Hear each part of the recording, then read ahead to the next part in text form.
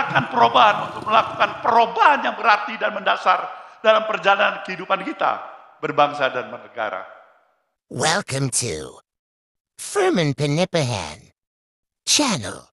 Pidato yang sangat luar biasa dan pengakuan tingkat tinggi dari Surya Paloh tentang gagalnya revolusi mental. Mari kita simak cuplikan berikut ini. Bukan karena kita negara yang kurang luas, bukan karena negara kita kurang kaya, bukan karena jumlah penduduk kita kurang besar, bukan karena kontur struktur tanah kita kurang subur. Semuanya kita miliki. Tapi satu hal yang menjadi masalah besar bagi kita sebagai satu bangsa. Nah, ini yang perlu saya ingatkan kepada saudara. Bahwasanya pikiran, gerakan perubahan yang juga sejalan dengan apa yang pernah dikonstatir oleh Presiden Jokowi untuk melaksanakan revolusi mental adalah sebenarnya identik dengan misi gerakan perubahan kita. Senafas, sebangun, sejalan. Dan itulah yang kenapa ketika pada tahun 2014 pemilu, dengan seluruh kekuatan dan harapan energi yang kita miliki, kita dukung yang namanya Presiden Jokowi kala itu sebagai calon presiden untuk menjadi presiden di negeri ini, saudaraku.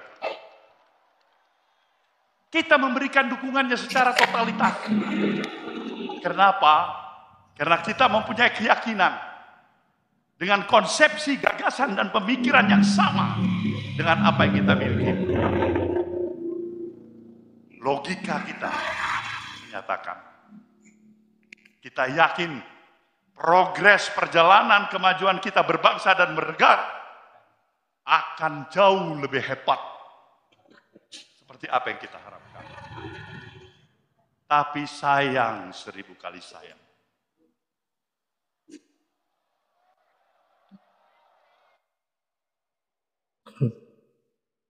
Sayang, 1000 kali sayang.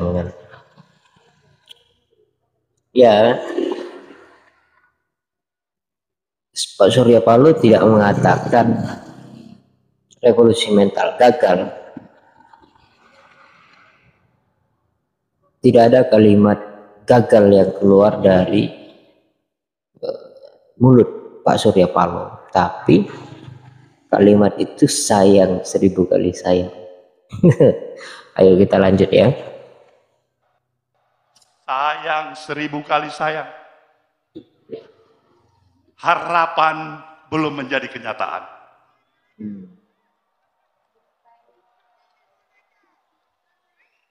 Apa yang harus berani kita nyatakan menjelang 78 tahun kemerdekaan bangsa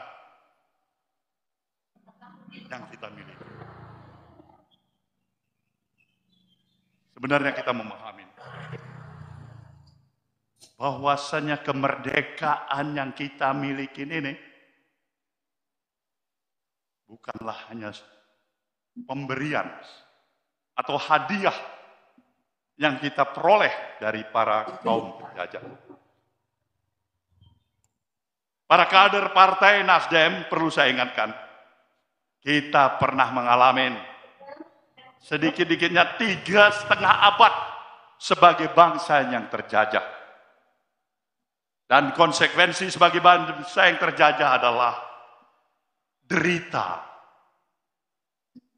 penghinaan, kesedihan, kesusahan, dan kehilangan harkat dan martabat. Ya, betul. Sebagai bangsa yang terjajah, ketika itu kita terhina,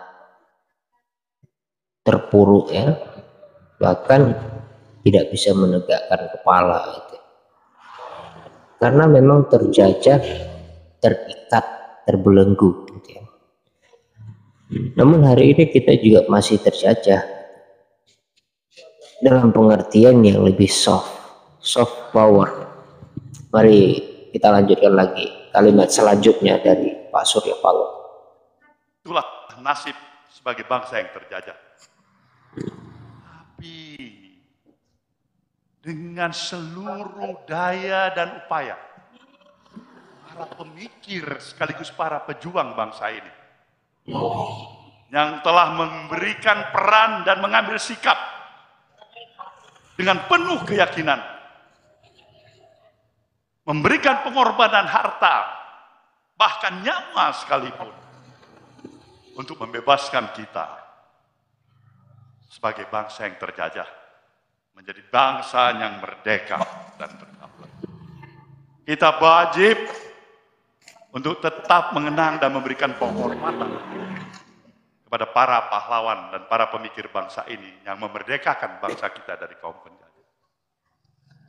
Inilah sejalan dengan kita mungkin 1 bulan lagi akan menghadapi peringatan hari ulang tahun ke-78 tahun kemerdekaan yang kita miliki. Sejujurnya, kita telah mengalami berbagai kemajuan dalam berbagai peranata kehidupan yang ada. Dan beberapa aspek kehidupan yang kita miliki. Tetapi apabila kita berani dan menempatkan pemikiran secara kritis, objektif, berdasarkan fakta yang ada, di tengah-tengah potret sosial kemasyarakatan yang ada pada hari ini. Saudara, para peserta apel siaga yang saya banggakan. Indonesia yang kita kenal sebagai satu bangsa yang memiliki sifat dan nilai-nilai values keindonesiaan yang seutuhnya. Bangsa yang penuh dengan ramah tamah, sopan santun, mengenal tempo selero, ajas kepantasan, kepatutan, budaya malu, penuh dengan spirit kegotong royongan.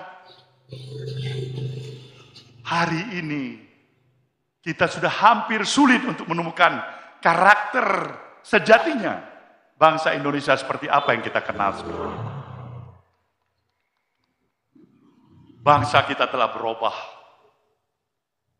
Hari ini dari semangat yang penuh dengan rasa kegotong royongan dan kebersamaan, semangat kekitaan, berubah menjadi bangsa dengan semangat keakuan individualistik yang menghargai nilai-nilai transaksional, materialistik, yang serba pragmatis.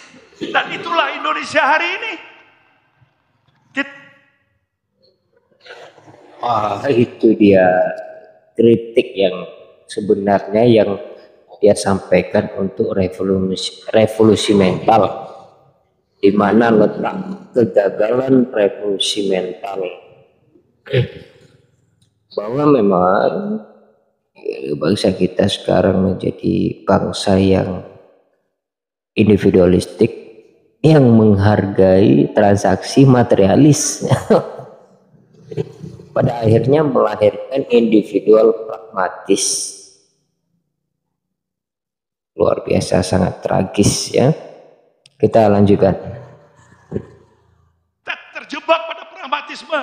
Kita terjebak dari sikap yang penuh keterus-terangan menjadi bangsa yang penuh dengan kepura-puraan atau munafik. Dan itulah kita, Indonesia hari ini. Nah, inilah yang menjadi dasar filosofis pemikiran.